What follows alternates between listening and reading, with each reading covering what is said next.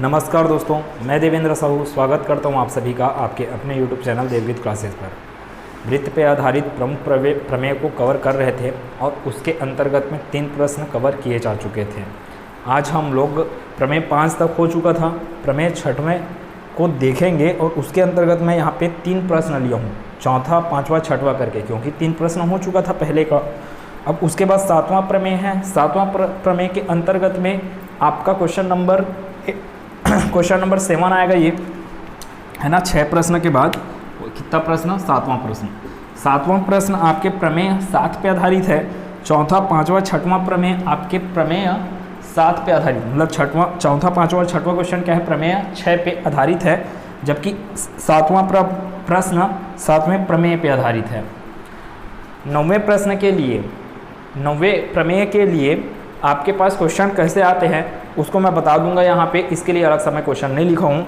10वां प्रमेय यहाँ पे मैं डिस्कस करूँगा और इसके आगे के क्लास में 11वां और 12वां प्रमेय, 10वां, 11वां, 12वां प्रमेय पे आधारित मैं क्वेश्चन आपको कराने वाला हूँ। ठीक है, तो क्लास पे ध्यान से देखते रहिएगा, क्लास पे बने रहिएगा अंतिम होने तक, इस वीडियो के अंतिम होने तक क्लास पे बने रहिएगा। देखते हैं क्या क्या चीज़ है अपने पास। देखो क्या बोला गया है, एक चाप या जीवा द्वारा केंद्र पर अंतरित कोण वृत्त के परिधि के किसी बिंदु पर अंतरित कोण का 2 गुना होता है। क्या चीज़ समझ में आया? ये लाइन आपको पढ़कर अगर समझ में नहीं आ रहा है तो मैं अभी इसको बताता हूँ, फिर आपको ये लाइन समझ में आ जाएगा। क्या बोला जा रहा है, ये क्या है? BC। अगर इसको वक्र रूप में मैं देखूँ तो ये क्या कहलाएगा? चाप कहलाएगा। और इसको सीधी रेखा के रूप में अगर मैं देखूँ तो वो कहलाएगा जीवा। तो जीवा के द्वारा केंद्र पर अंतरित कोण बोलूं या फिर इस चाप BC के द्वारा केंद्र पर अंतरित कोण, केंद्र पर अंतरित कोण कौन सा हो रहा है? ये वाला कोण।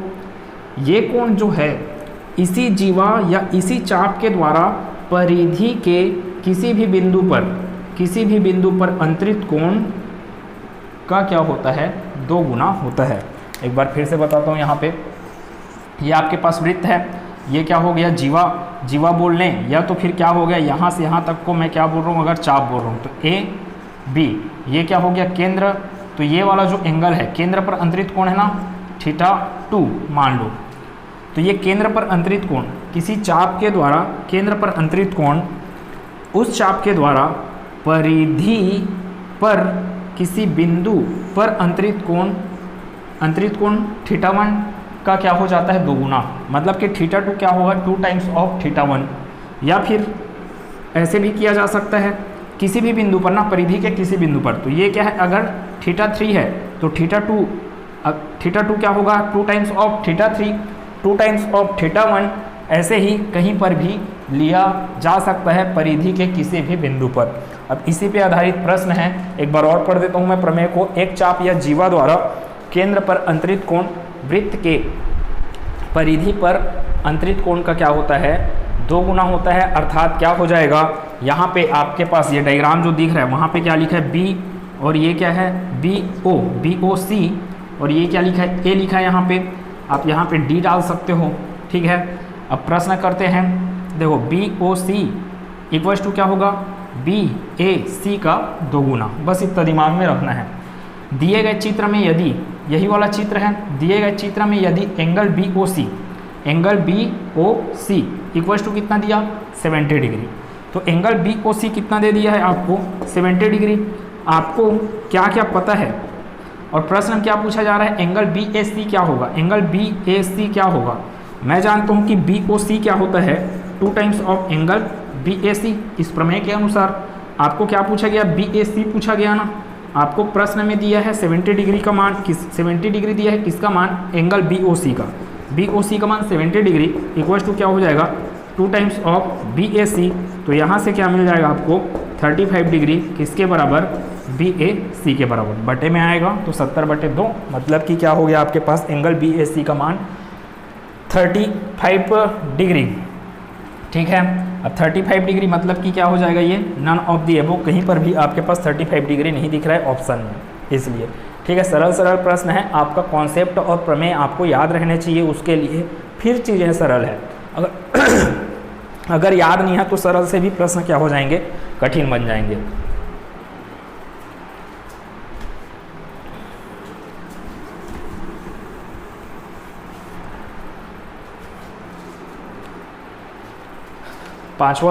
पांचवा प्रश्न क्या बोला है, दिए गए चित्र में यदि बी ए सी मतलब ये वाला एंगल कितना दे दिया है आपको 60 डिग्री, तो बी ओ सी का मान कितना होगा। लिखने की ज़रूरत नहीं है यार, ये तो आपको डायरेक्ट दिख रहा है, ये भी प्रश्न लिखने की ज़रूरत नहीं था, ये भी लिखने की ज़रूरत नहीं है, लिख के सॉल्व करने की ज़रूरत नहीं है। तुरंत दिमाग में सोचिए उसका 2 गुना होना है या फिर हाफ होना है, ऐसे करके चलेगा। गलती कहाँ पे करोगे आप, देखो आपको क्या पूछा गया, बी ए सी तो दिया गया है, पूछा क्या है बी ओ सी। अब मेरे को पता है कि बी ओ सी जो है वो बी ए सी का 2 गुना होता है। अब आप वहाँ पे क्या गलती करके आ जाते हो, बी ए सी का आधा कर देते हो।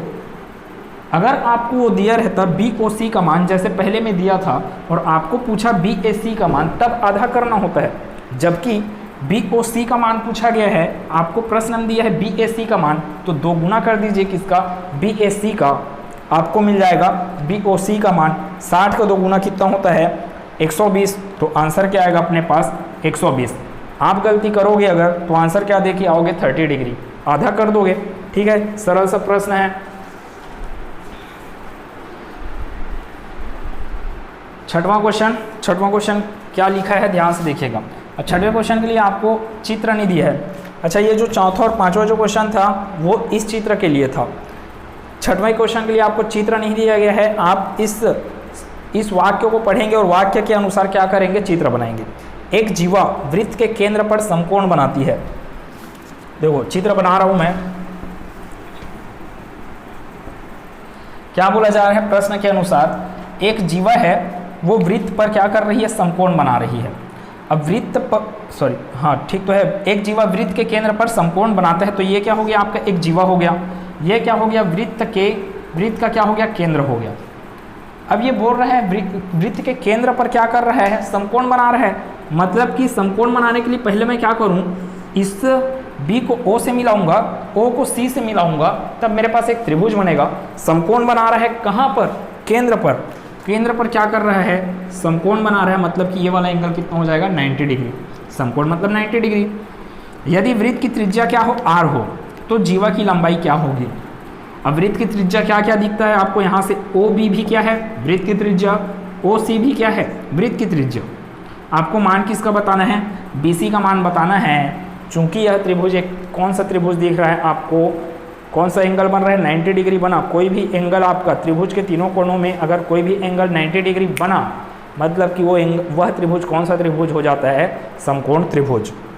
अब देखिए इस त्रिभुज को मैं यहाँ पे ड्रॉ करता हूँ। कुछ ऐसा है ये त्रिभुज कि ये हो गया बी, ये हो गया ओ और ये हो गया सी।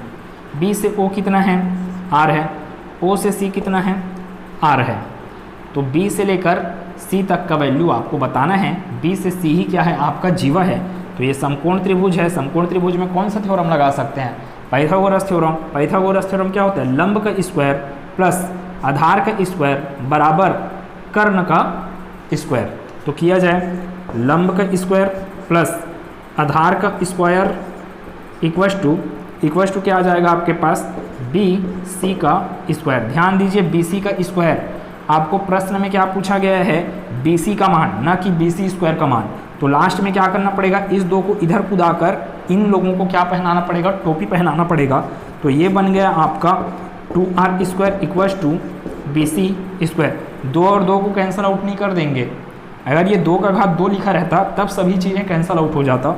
ठीक है, टोपी पहनाया जाए तो टोपी पहनेंगे तो इन लोग क्या बन जाएंगे, 2r स्क्वायर। टोपी मतलब वर्गमूल ना, 2r स्क्वायर इक्वस टू क्या मिल गया आपको, बी सी।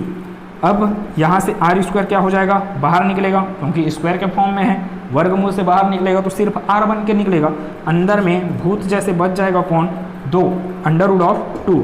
तो ये हो गया आपका आंसर। बी सी का मान होगा √2r या फिर r√2। ऑप्शन नंबर सी प्रश्न का उत्तर है। 7वां प्रमेय की बात किया जाए। 7वां प्रमेय मोस्ट इंपॉर्टेंट प्रमेय, आपके एग्जाम में यहाँ से पिछले बार प्रश्न आया।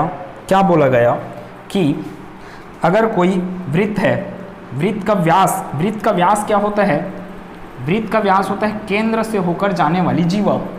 वृत्त का व्यास क्या होता है, केंद्र से होकर जाने वाली जीवा। ठीक है, तो ये हो गया क्या आपका एक जीवा, और यही क्या होता है वृत्त का सबसे बड़ा जीवा। ठीक है, तो क्या बोला गया वृत्त के व्यास को लेकर, ये वृत्त के व्यास को मैं क्या लेकर क्या कर रहा हूँ, वृत्त पर बनाया गया प्रत्येक त्रिभुज, वृत्त पर बनाया गया प्रत्येक त्रिभुज। ध्यान दीजिए, वृत्त का व्यास एक भुजा हो गया, अब मैं त्रिभुज बना रहा हूँ किस पर, वृत्त पर, तो ये हो गया आपका एक त्रिभुज। ठीक है, ये इधर के साइड हो गया त्रिभुज, और इसी व्यास को लेकर मैं मान लो ऊपर की तरफ बना रहा हूँ कोई त्रिभुज। ठीक है, तो प्रमेय ये बोलता है कि वृत्त के व्यास को लेकर वृत्त पर बनाया गया त्रिभुज कौन सा त्रिभुज होता है, समकोण त्रिभुज होता है। मोस्ट इम्पॉर्टेंट थ्योरम है ये कि समकोण त्रिभुज होता है। तो यहाँ पे कितना डिग्री आ जाएगा, 90 डिग्री। ठीक है, अगर मैं इधर की बात करूँ तो इधर का त्रिभुज भी क्या होगा, यहाँ पे 90 डिग्री होगा। क्या क्या नाम दिया गया है, ए बी सी डी, या इसको उल्टा भी बोला जा सकता है। वृत्त है, वृत्त के आधे हिस्से पर इसको मैं बंद कर दूं, इतना गायब कर दूं, तो ये क्या कहलाएगा, आधा वृत्त। तो आधा वृत्त पर बनाया गया त्रिभुज, आधा वृत्त पर बनाया गया त्रिभुज कौन सा त्रिभुज होता है, समकोण त्रिभुज होता है। ठीक है, आधे वृत्त पर बनाया गया त्रिभुज क्या होता है, समकोण त्रिभुज होता है। अर्थात प्रत्येक अर्धवृत्त में बनाया गया त्रिभुज क्या होता है, एक समकोण त्रिभुज होता है। अब इसी थ्योरम पे आधारित इस प्रश्न को हम लोग सॉल्व करते हैं। देखिए, पिछले बार यही प्रश्न आया आपके एग्ज़ाम में, शिक्षक भर्ती के एग्ज़ाम में पिछले बार यही प्रश्न आया, जो कि प्रमेय नंबर 7वें पे ही आधारित था। जैसे वो बोला उस हिसाब से हम लोग क्या करेंगे, चित्र बना लेंगे। ये हो गया वृत्त, वृत्त की क्या बोला जा रहा है, दो जीवाएं ए बी तथा ए सी। ध्यान दीजिए क्या बोला गया, ए बी तथा ए सी, मतलब कि कॉमन पॉइंट क्या है आपके पास, ए बी है। ए बी तथा ए सी क्रमशः क्या है, 8 सेंटीमीटर तथा 6 सेंटीमीटर। मान लो यहाँ से मैं क्या बना रहा हूँ, ये तो वृत्त का केंद्र हो गया। ठीक है, ये क्या हो गया, वृत्त का केंद्र। ये हो गया आपका एक जीवा, कौन सा जीवा, ए हो गया, और ये लंबा जीवा मान लेता हूँ, तो ये लंबा जीवा कौन सा होगा, ए बी। और बोला गया एक और जीवा है ए सी, मतलब ए पॉइंट से ही मैं क्या करूँ, एक और जीवा खींचूँ, जिसका लंबाई कितना होगा, 6 सेंटीमीटर। इसका लंबाई कितना है, 6 सेंटीमीटर। ठीक है, ए से लेके सी तक का लंबाई 6 सेंटीमीटर, ए से लेके बी तक का लंबाई कितना, 8 सेंटीमीटर।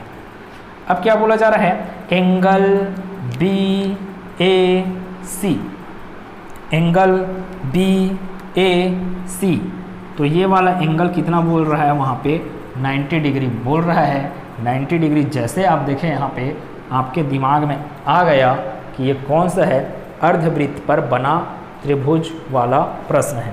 ठीक है, मैं तो दूर ले गया इसको। ये कैसे बनता आपका, ये ए सी यहाँ से कुछ इस प्रकार होता, ऐसे ए सी।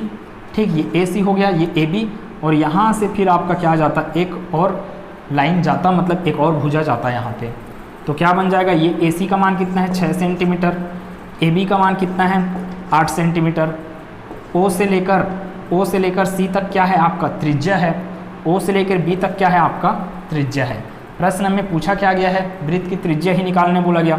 अब ये आपको क्या दिख रहा है, ये एक समकोण त्रिभुज दिख रहा है, जिसमें क्या है, आधार आपका 8 सेंटीमीटर, ऊंचाई क्या है, 6 सेंटीमीटर। अगर आप AC को आधार मानते हो तो ये क्या हो जाएगा आपका ऊंचाई।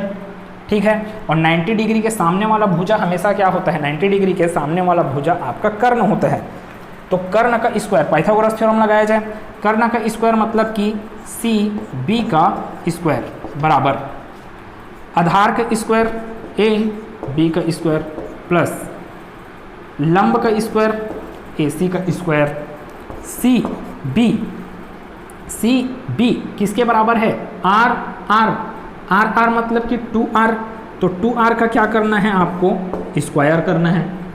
इक्वल्स टू क्या आएगा आपके पास, AB का वैल्यू कितना दिख रहा है, 8 सेंटीमीटर, तो ये हो जाएगा 8 स्क्वायर प्लस AC का वैल्यू कितना है, 6 सेंटीमीटर, तो ये क्या हो जाएगा, 6 स्क्वायर।